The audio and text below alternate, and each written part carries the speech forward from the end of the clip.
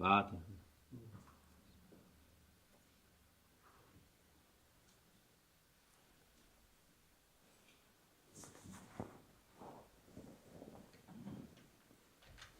Selamun Aleyküm. بسم الله الرحمن الرحيم والصلاة والسلام على رسولنا محمد سيد الأولين والآخرين مدد يا رسول مدد يا سادات أصحابنا مدد يا مشايخ دستور ولا شاء الله فاز حسن شيخ محمد الحقاني مدد طريقتنا الصحبة والخير في الجمعية بسم الله الرحمن الرحيم كلوا واشربوا ولا تسرفوا صدق الله العظيم الله عز وجل buyuruyor. için israf etmeyin diyor. Allah Almighty says, eat and drink, but do not waste. Allah Azze ve Celle. Allah Azze ve Celle her insanın rızkını, yiyeceğini, içeceğini Allah Almighty has predetermined everyone's provision. Allah Almighty has predetermined everything a person is going to eat and every sip he is going to drink. Onun hayatı boyunca ne kadar varsa Allah Azze ve Celle yazmış. Allah Almighty allocated every single bit a person is going to eat and every single sip a person is going to drink throughout his entire life. Rızkı bitince ölür.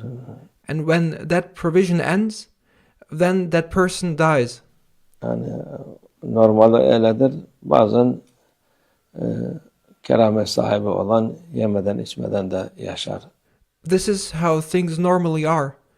There are also holy people who can live without eating or drinking through their miraculous powers. Ama normalde insan yemeyip içmeye rızkı bitince ölür. But usually, when one has eaten his last bit, when one has drunk his last sip, and when one's provision has ended, then one dies. Başka çaresi yok. There is no other option.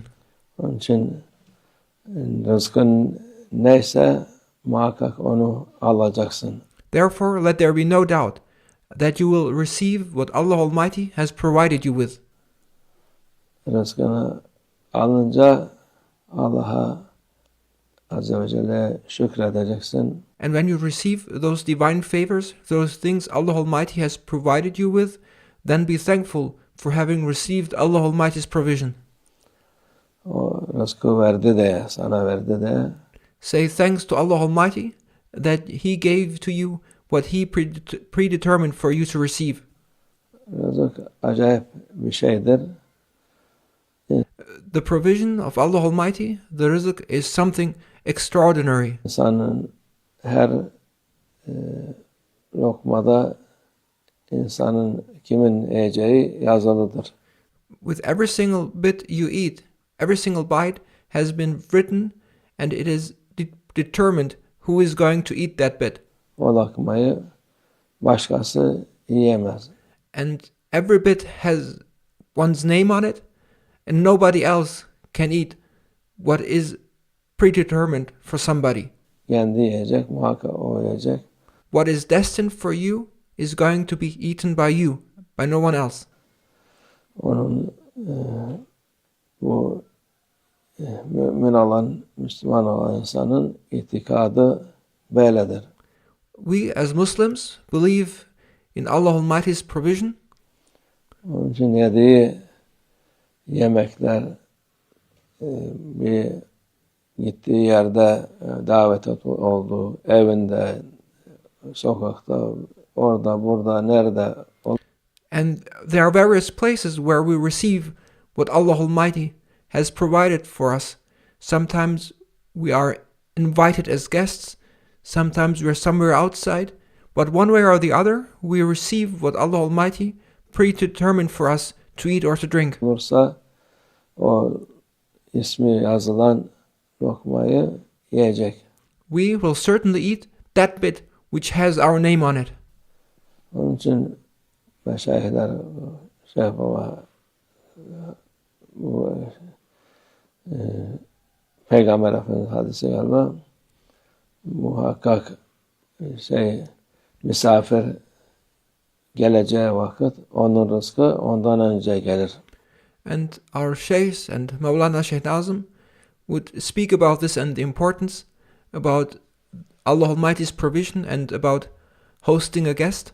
And I think it is a hadith by our beloved Prophet, peace and blessings be upon him, in which our beloved Prophet, peace and blessings be upon him, says that when a guest comes, the provision that guest is going to eat will come before that guest. Çünkü onun orada yiyecektir diye hazırlanır. Bu insan burada yiyecek.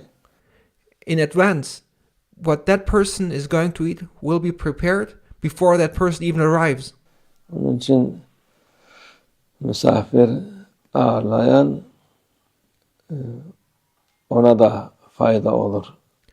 And thus, when somebody hosts a guest, the blessings that guest will bring will come in advance to that house where that guest is going to be received, and that guest is not only going to receive what has been provisioned for him by Allah Almighty, but that guest will also be the means for blessings and favors for the host.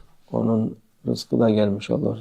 And it is through the guest that the provision of the host will also arrive. O derdi misafirleri severdi ki sizin sayenizde biz de rızıklanıyoruz. Sizin rızkınız buradadır diye. And Maulana Sheikh Nazim was always so happy to receive guests and to host guests and to invite them for dinner. And he would say that it is through you, O guests, that we receive the provisions of Allah Almighty too. Bize de rızık veriliyor ki biz de onu ikram ediyoruz. And thus Maulana Sheikh Nazim would be happy to receive guests, and he would say thanks that it is through you that we also receive the blessings and the provisions by Allah Almighty from which we benefit too, through you. Büyükler böyledir. This is how the great ones look at things. Ne varsa Allah ne vermişse kimin rızkı varsa gelecek. Whatever there is, whatever has been predetermined by Allah Almighty, and whatever every bit a person is going to it is, that bit is going to reach that person. Orada o yerde olacak. Onda başkaları da faydalanır ondan. And when a provision comes to, and when a guest comes, that provision will be a benefit for the guest himself and also for those who host them. Onun için şimdi insanlar yok şöyle yapacağız, böyle yapacağız. People claim many things. They say we do this, we are going to do that. O telaş etmeye gerek yok. But there's no need to worry. Allah Azze ve Celle veriyor. Allah Almighty is going to give, and He gives. O rızık neyse yiyecek. And you and your guest will receive and eat what Allah Almighty has provided you with, and what Allah Almighty has predetermined. That bit is going to reach you and your guest. Yiyen de şükredip kalkacak. And when we receive what Allah Almighty has provided us with, we must eat it and thank Allah Almighty for it. Beğenmedim demeyecek. And one must not say, I didn't like that. Beğenmedim diyen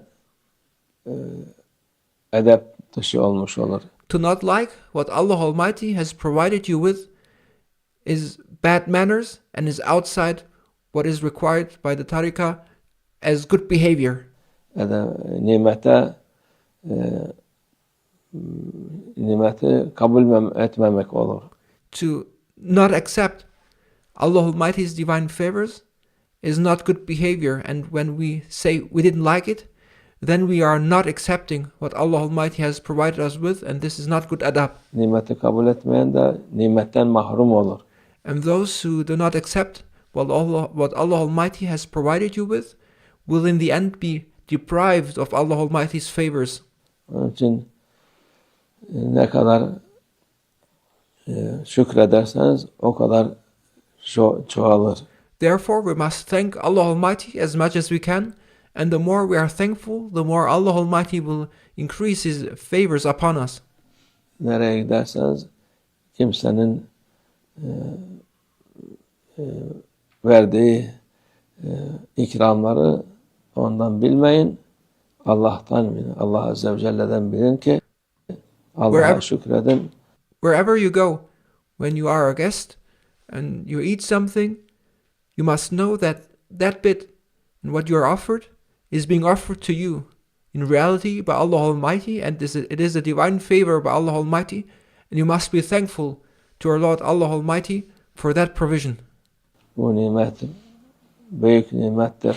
And thus you must consider every bit as a divine favor, as a great gift by Allah Almighty. Bunu kıymetini bilmeyen kaybeder. And those who do not appreciate the value of Allah Almighty divine favors and gifts in His provision will eventually lose those favors. Onu da bulamaz. And they will not find what they did not like. Onun için Allah'a şükürler olsun verdiği nimetlere. Therefore we are thankful to Allah Almighty for everything He gave to us. İnşallah her lokma nur olur. May every bit we eat turn into light. İman olur daha fazla. And may it increase our faith more and more. Bedenimize kuvvet olur. And may it give us strength. Hak yolunda gitmeye. So that we may proceed on the way of Allah Almighty, on the way of truth. Kuvvet olur. Besmeleyle. And we must eat every bit, and we must begin to eat with saying the Basmala. Başlayıp Besmeleyle, Fatiha'yla bitirip. And we must finish by again reciting the Basmala and the Fatiha. Yiyin. O vakit kuvvet olur, iman olur. When you eat this way, then every bit you eat will strengthen you and will increase your faith. Allah'ın izniyle. By the permission of Allah Almighty. Ve minallah tevfik. El-Fatiha.